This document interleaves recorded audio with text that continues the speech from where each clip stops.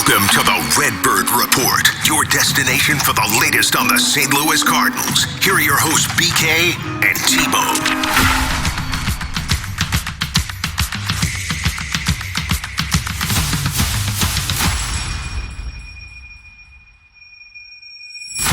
Alongside Tanner Hendrickson, I'm Brandon Kiley. Welcome back to the Redbird Report. Happy to have you here. We are broadcasting today live at 3 o'clock on Wednesday afternoon. The Cardinals just won Game 1 of the doubleheader against the Cincinnati Reds. Just wanted to put that out there in case you are listening to this and they have already played Game 2 or they have gone on to the next series. Just want to make you aware of when we are recording this thing. T-Bone, Cardinals just had a really nice game against the Cincinnati Reds, and the offense really emerged.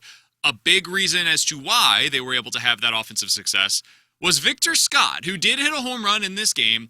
And overall, he just looks better at the plate right now. The production has been hard to ignore. He is making history, by the way. He is the first Cardinal to be at least 10 for 10, so a 100% success rate on the base paths when it comes to his stolen bases, with 10 or more stolen bases at this point in the season, since Vince Coleman did so back in 1989. I mean, we're talking about a guy that is truly making history for the Cardinals right now. And the thing that really stands out to me is his ability to make adjustments at the plate. This is always the question with young guys. We saw Jordan Walker come up early on in his career, had a lot of success, and then Major League Baseball adjusted to him. They're pitching him a very specific way. It's sliders away, sliders away, sliders away, fastball in, slider away, slider away, slider away. He just keeps swinging at it, and there's nothing that he can do with that pitch. They're going to keep pitching to him that way. It's up to him now to make the next adjustment. We saw it with Dylan Carlson. Came up, had some success, and then just really was never the same player again for the St. Louis Cardinals. Well, Victor Scott had some early success. Baseball adjusted to him. He went through a stretch where he was 4 for 26 against the Phillies, the Mets, and the Astros, went up against some good pitching, and he struggled. His average after those 3 series dipped for the season to 235. After today, it is up to 275 because he's 9 for 24 with 3 doubles, a home run, and 3 steals in his last 7 games. This is what 2025 was supposed to be all about. It's for guys like Victor Scott, who, I made the case, shouldn't have been on the opening day roster. I was wrong. They were right. They got this one correct. Victor Scott has found the way to adjust to Major League pitching. He's finding new ways to produce for the Cardinals offense. And from the bottom of the lineup, this is a strange way to phrase it, but I think it's true, he's setting the table for the Cardinals. And he's adding a little bit of that power as well. What has stood out to you with what you've seen from Victor Scott lately, T-Bone? It is those adjustments that you were talking about. Look, I brought up, I think it was in the first or second episode that we did on the Redbird Report, hey, look, Brant Brown's been great for the St. Louis Cardinals. One of his other tasks is going to be how quickly can he help some guys when they go through struggles to bounce back and recover. And Victor Scott has done that. This is why I was high. Now, granted, this one hasn't aged as well, but this is why I was high early on with Nolan Gorman. Remember, Nolan Gorman in his first year, it was, had the very good first month, then really went through it, and then was able to bounce back and have a solid third month when he was with the Cardinals.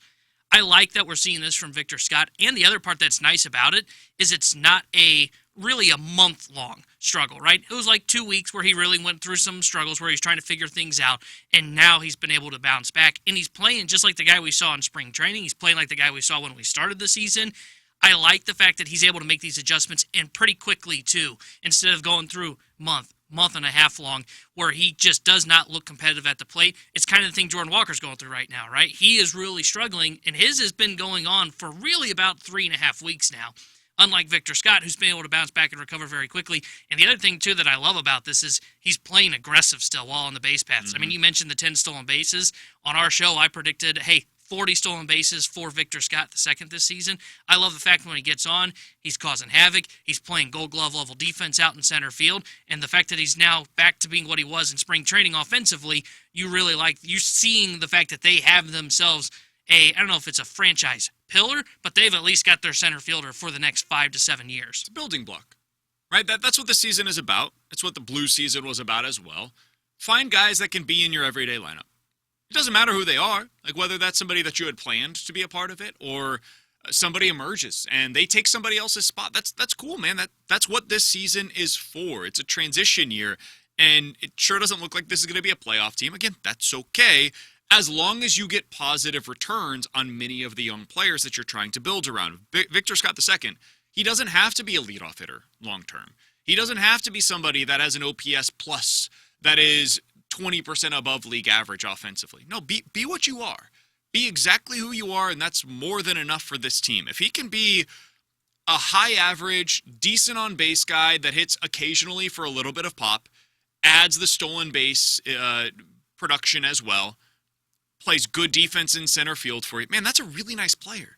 Teams would love to have a guy like that on their roster, especially while he's still on his rookie deal, cost-controlled, young, athletic. Like, that's a really nice player to have.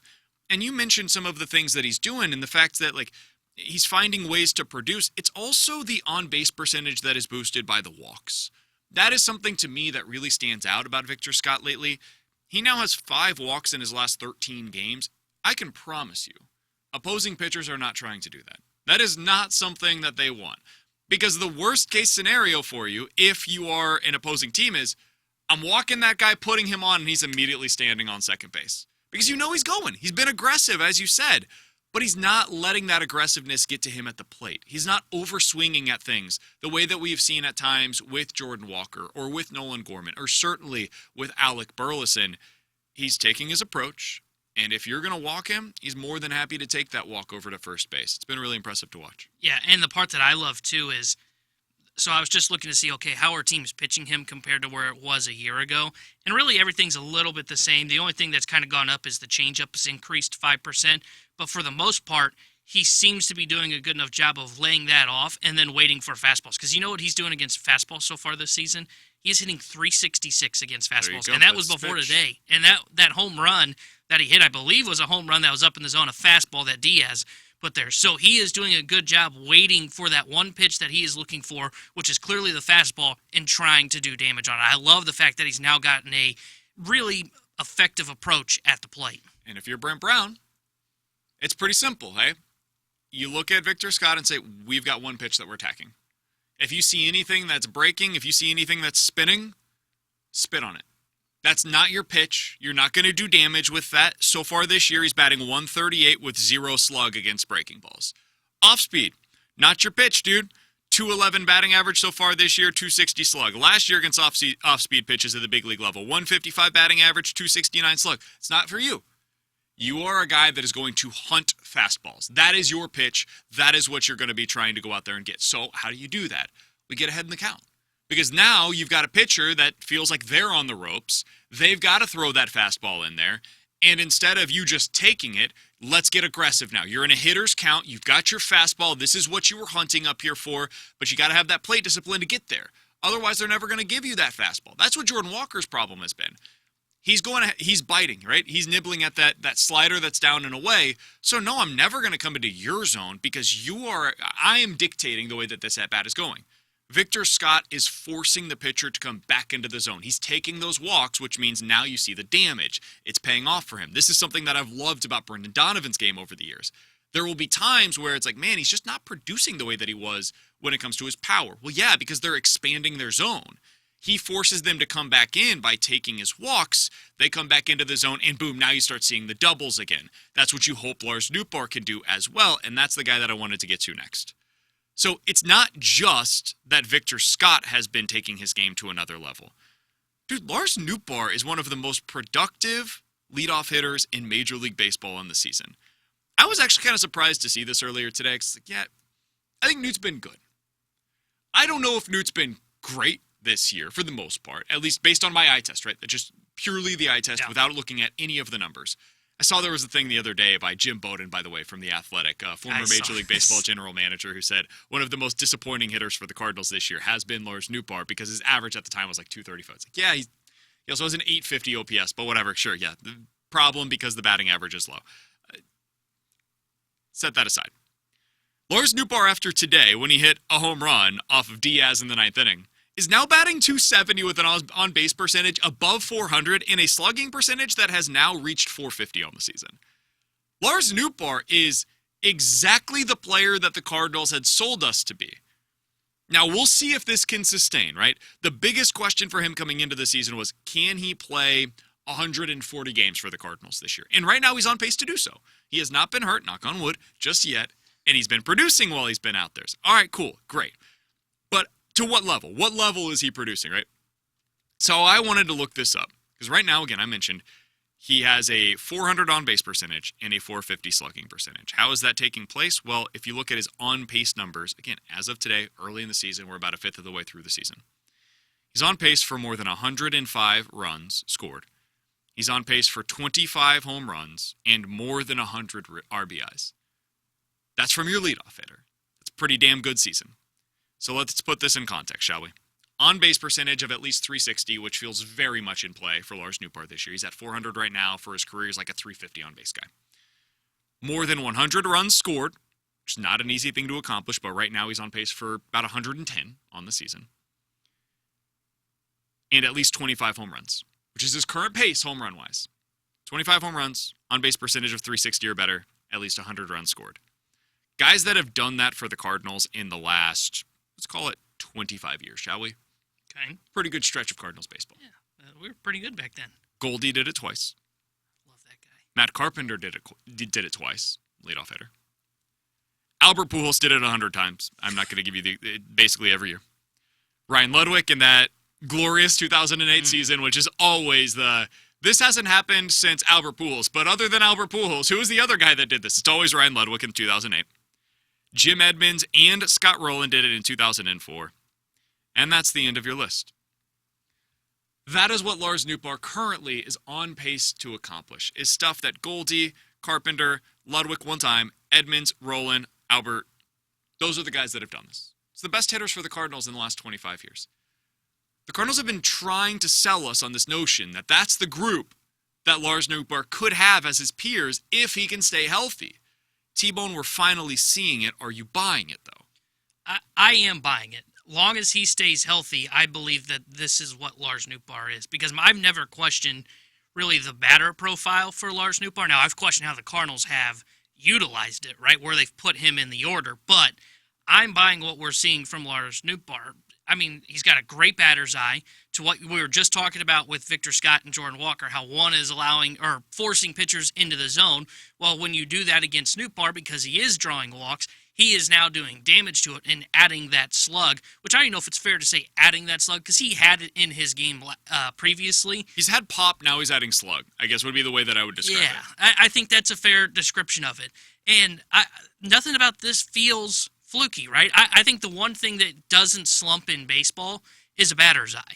And with that being in the mind, sure, maybe he'll go through a stretch where Bowden gets upset he's hitting 230 and he's not hitting for power, but he's still going to draw walks. Or at a bare minimum, he's going to do his job as a leadoff hitter, which is, hey, I'm going to at least work the count. And that's why, like, I just went back and looked at last year. I was like, okay, what were the Cardinals? Where did they hit him mostly last year? They hit him 6th, and they hit him 7th. Those were the two spots where he got most of his starts last year. He did have a stretch where he hit 2nd. You know how many times he led off in last year's lineup? God, not many. It was Donovan, Wynn for the most part. 5? 0. Really? Nootbaar never hit in the leadoff spot last year. And this goes to what I was talking about with just kind of their usage of him. When he's in that 6th and 7th spot, you kind of get away from what is Nootbaar's best ability, which is drawing walks and forcing you in the zone. Because in that case, if you're Nootbaar, why am I taking walks for the bottom part of the order, well, right? This goes to Brant Brown's philosophy, right? There's a time to hit and there's a time 100%. To slug, but there's also a time to walk. Yes. And the time to walk is not when you've got a runner on 2nd and 3rd with 1 out, right? That's not the time where you're looking for a walk. You're trying to either hit or slug in that scenario. You're driving runners in. Well, if you're batting 6th, you're more likely to get opportunities with those guys on because you've got the heart of the order coming up in front of you. So his real value, which is the walk rate, which is at 17% this year, that's absurd. It's not going to sustain at that level, but I expect him to have a really good batter's eye, to your point. If that walk rate is your selling point for Lars Nootbaar, there is one place where that plays the best, and that is at the leadoff position. So it's why I had been somebody that was basically pounding the table for him to be up there at some point this year. I'm glad they finally did it. Because the difference between him and Donnie, because I think they get put into the same bucket sometimes, T-Bone, is that, like, Donnie hits for average, man. And right now, Lars Nootbaar is as well. But over the course of his career, he's been more of like a 240 type of a hitter. And that on-base percentage is boosted more by his walks than Donovan's is. Donovan is more of a 260, 270 hitter at times in his career. So Donnie actually does profile as better in that 3-hole because he's not just looking for the walks. Whereas Nootbaar sometimes is. So I think they're getting the best out of him based on where they have put him into the lineup and what that requires out of him. What that asks him to be. I think you're seeing the best version of Noot right now. Yeah, I agree with that. I don't think you kind of force him into being, I would go back to, and I know they're different players, but I always go back to what Joey Votto was, right? Everybody in Cincinnati would always bring up Joey Votto and be like, man, that guy, he doesn't hit in the middle of that order. He's not driving in runs. Well, you know why? Is because he was more of a walk guy. He was more of what Nootbaar is, which is, hey, I'm going to draw my walks when you're going to give them to me. I'm not going to expand my zone. And teams said, well, okay, we'll just pitch to the guy that's behind you when it was Joey Votto's case. When you're the Cardinals, now granted their middle of the order isn't like one of the best in baseball, but now you're saying, okay, we're going to begin a game by putting a guy on base, and you've got, now it's Wynn, but previously it was Contreras in the 2 spot. Oh, and by the way, Donovan, who's hitting .350 on the year follows. Do we really want to put a guy on base and Lars Nootbaar begin a game? No, so then what do? You force yourself into the zone. I actually think he's going to keep 270, maybe 260. I think he's going to keep the batting average up because I think he's going to force teams into the zone this year. I think part of the reason it was down last year and why it's been down in parts of his career is because he is hitting lower in the zone. Sure. So you're not as fearful of, okay, well, we're going to walk Nootbaar and then we get to face your 7, 8, 9 hitters. Okay, sure, we'll take that. Long as we'll just walk Nootbaar. We're not worried about him doing damage to us in the zone. I think this year with him being in the leadoff spot, I actually think his average will be higher than what it's been in his career. So I have consistently made the comparison between Lars Nootbaar and Brandon Nimmo. Nimmo is a guy that probably got a little underrated because of the number of injuries that he dealt with in his career as well. 2019 only played in 69 games. 2021 played in 92, and that was around that 2020 COVID season where, yes, he did almost play in every game, but it was only a 60-game season, so it's a small sample size. So in that 3-year stretch, he played like 200 baseball games.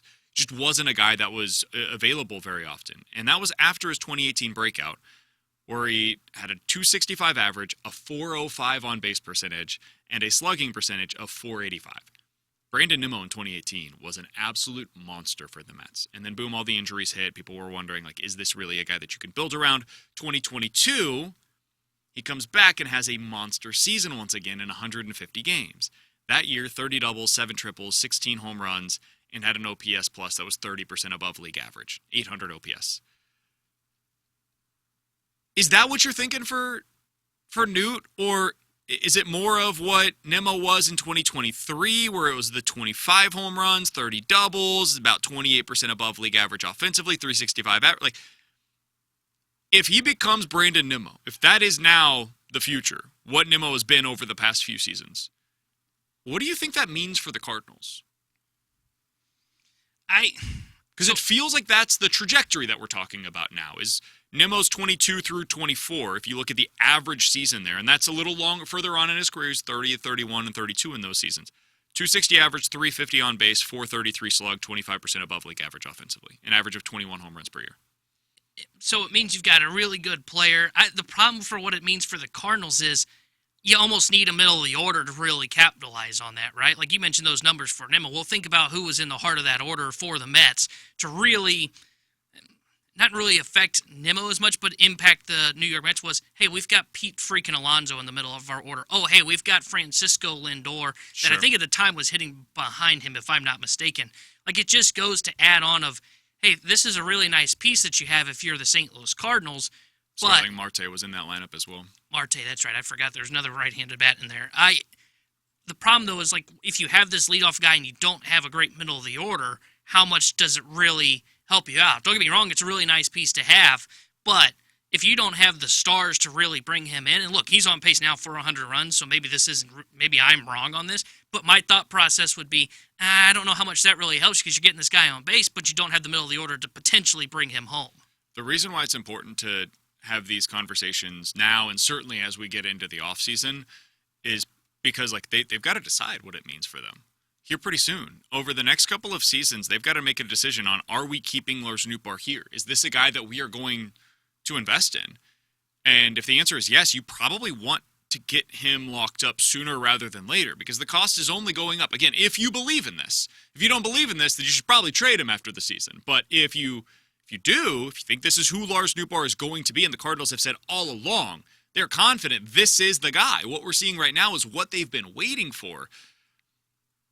That is a piece that you sign long-term and that you say is a big part of what you're trying to build for the next era of Cardinals winning baseball. He's 27 now. He'll be in the prime of his career over the next 3 to 5 seasons. He's under contract for 2 more years after this year. I think Donnie right now has solidified himself as a part of this future. I think as of today, Mason Wynn is a big part of this team's future. I think Ivan Herrera in some capacity should be a part of this team's future. J.J. Weatherholt, they believe, will be a part of that. Victor Scott II will be a part of that. Lars Nootbaar might be. And that's what the next 100 games of the season is going to be all about. To me, he holds immense value as this style of hitter. And it gets to the question of okay, well, we like what Victor Scott's been. We just talked about what Lars Nootbaar has been. I would say so far, Brendan Donovan has been the biggest breakout sensation on the team. Ivan Herrera, prior to his injury, might have been the guy that we would throw into that category.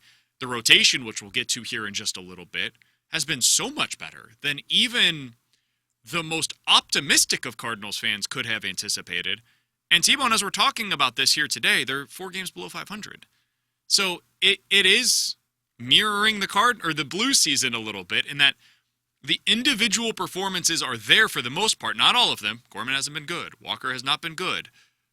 And yet the record does not indicate that would be the case. What do you make of where we're at right now with the Cardinals and the disconnect that appears to exist between the individual level success and the overall team success that we're witnessing? I think it means as a team they are underachieving. I think they should be more of a 500 team. And what I mean by that, outside of everybody saying right now, well, duh. I think what's happened was it was really just the bullpen was what led to them showing this record.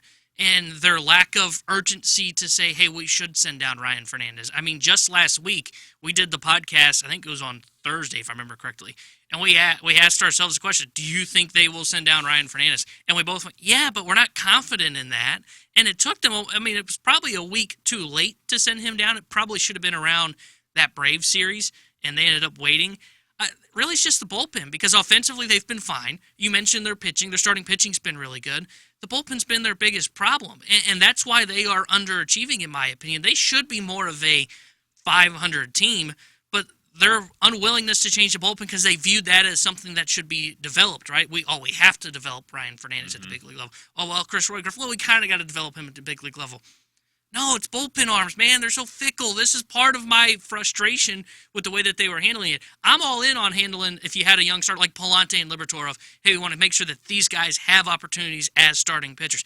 I'm in. Okay, let's do it. That was the purpose of this year. Hey, we're clearing runway for a guy like a Nolan Gorman, a Victor Scott. We want Lars Nootbaar to be playing. Okay, I'm in. We're going to do this with the bullpen. I'm out. I don't really enjoy this at all. That's the biggest reason why we're not seeing things match up, because you're right, there's individual performances that are good.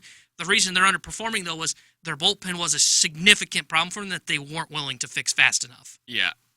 It's so frustrating that the thing they could lean on so often last year is also the thing that broke the dam this year. And this is, to your point of it being fickle.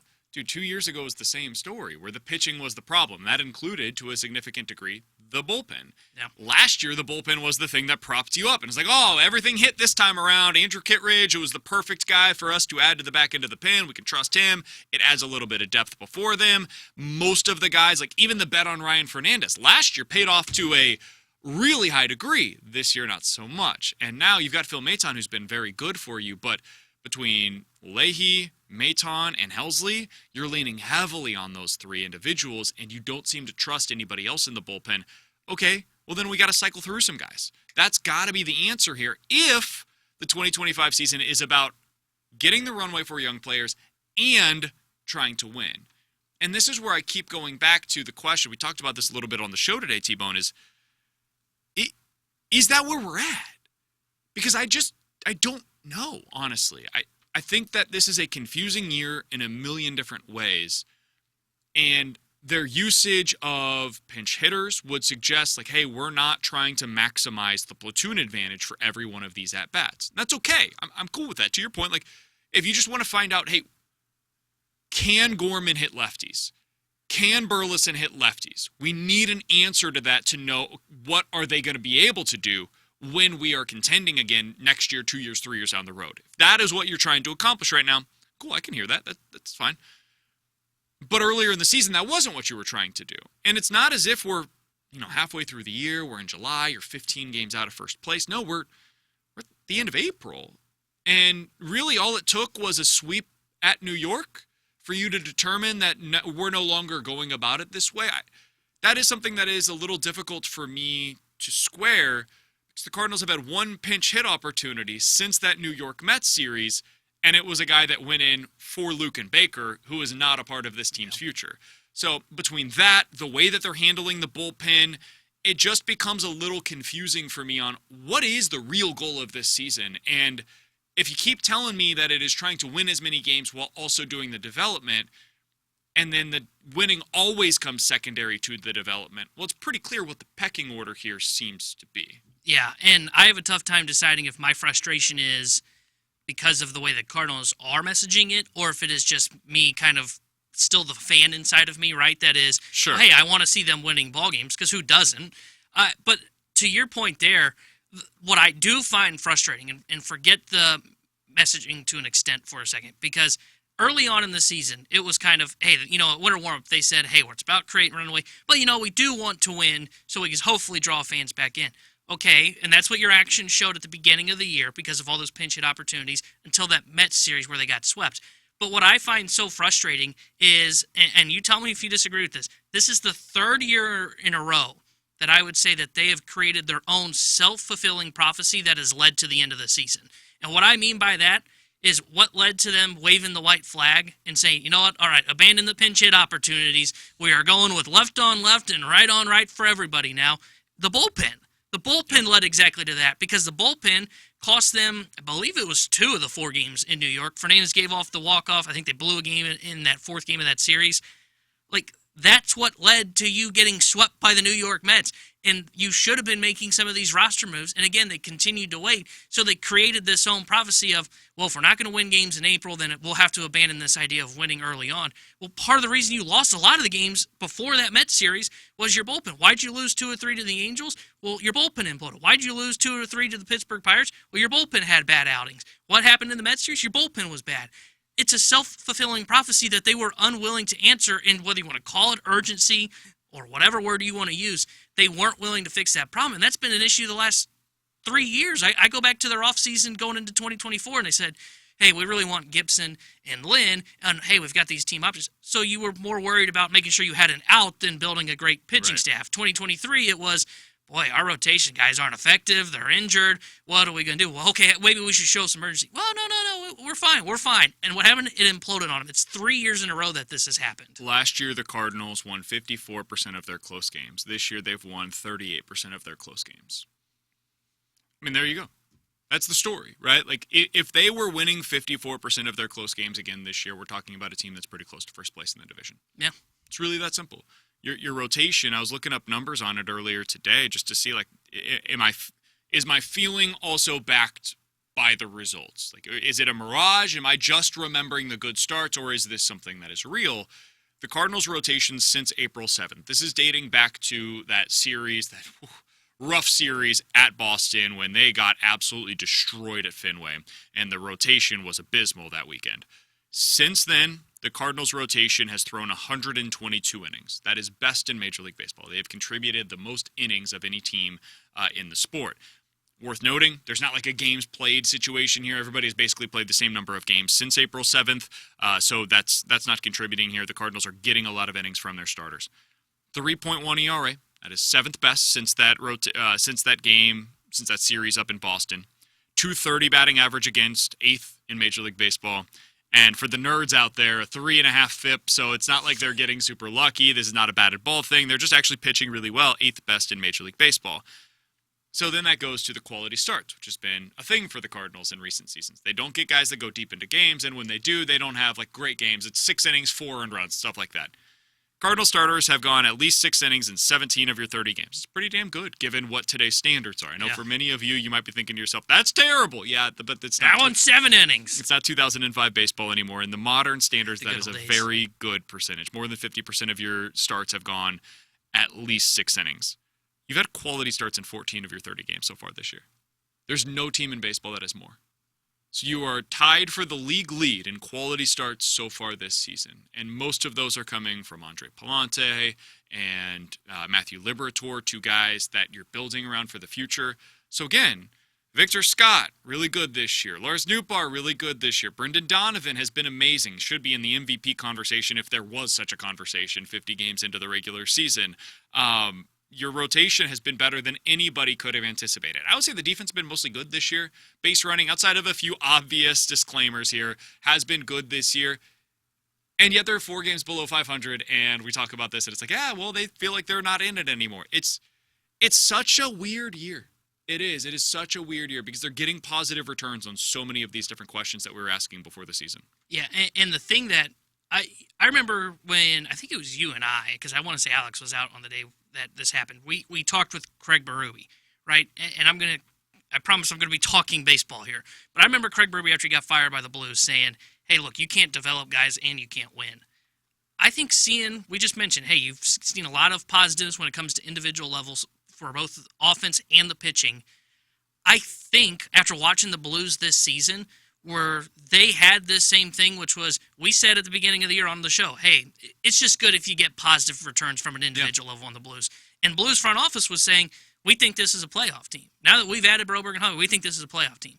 And the Blues were able to accomplish both, right? They were able to develop guys, and they were able to get to the playoffs. Now, they had to make a coaching change, but even then, there wasn't really a lot of things that you're looking at going, oh, what are they doing? Outside of a couple sitting Zach Bolducs. And the reason I bring that up is, I don't understand why the Cardinals are acting like they can't chew gum and walk at the same time. I think they can continue to do this idea of developing guys, getting them everyday opportunities, while also trying to win. Now, does that mean that late in games maybe they do have to have a pinch hit opportunity? I think so. But I don't think that's the end of the world. I think odds are most of these guys that you were considering that at the beginning of the year for are probably going to have that even when you're back in your winning window if they are here. So that's what I find to be kind of frustrating about this is they act like it has to be one or the other, right? We're either trying to win or we do develop these guys. I think they tried that at the beginning of the season, then they just opted out. And that's what I mean is I don't understand why they've suddenly decided to do that because this isn't like in years past where it was, hey, if this guy's not performing and we're not winning, this guy is going down. I think you can still try to win and say if a Jordan Walker, for example, isn't hitting, sure, we're still going to run him out there every day. That way we are accomplishing both goals of, hey, we still want to try and win, but we're also making sure that we get this guy at bats to develop. Yeah, it's interesting because Ollie Marmol is a guy that has been willing and able and actually been very good at getting the platoon advantage for his team. So this is a conscious decision. This is like they're speaking with their actions, and they're telling you, we are choosing not to do this. Yes, we see it. We understand that there are opportunities for us to maximize the potential output for our offense, and we are choosing not to. So when they make decisions like that, again, I'm not telling you that it's right or wrong. I'm just telling you that it is very interesting. It is a choice that is being made by the organization as to how they are operating in these games. And they're playing so many close games right now that those margins do add up over time. And so if you have today's game is a perfect example of this. When they chose not to do this, Alec Burleson comes up to the plate. There's a left-handed reliever on the mound. Now, this did not come back to bite them. They ended up being able to not only win the game, but they expanded their lead after Alec Burleson was at the plate. But Burleson against a lefty, that is not a good matchup for Alec Burleson. He has not, at least historically, been a very good hitter against left-handed pitchers in his career. And this season, he's only had 5 at-bats against them. So they have been very clearly keeping him away from left-handed pitchers. Last season, he hit 195 against lefties and 295 against righties. One of these things is not like the other. In that moment, you had an opportunity to pinch hit Luken Baker for Alec Burleson. Now, it would have required you to play Luken Baker at first base. So maybe that was part of it. Maybe they just wanted to stay away from Luken Baker for whatever reason from that first game. That's something I hate that they do it as often as they do, but whatever. They had an opportunity to maximize their output from that spot. They chose not to. Those are the kinds of decisions that have been made lately that were not being made earlier in the season. Earlier in the season, Baker takes that at bat. So a tangible change has taken place within the Cardinals in how they're operating in these games. And it does make you wonder, like, if they lose some of these games and then the team catches fire at some point in time, Ivan Herrera's coming back soon, the rotation has stabilized, the bullpen probably won't be as bad moving forward as it has been so far this year. It's hard to be any worse than it has been thus far. And maybe the offense just, like, it ignites whenever Ivan Herrera comes back because he's the middle of the order hitter that they're missing right now. That is all very much in the realm of the possible.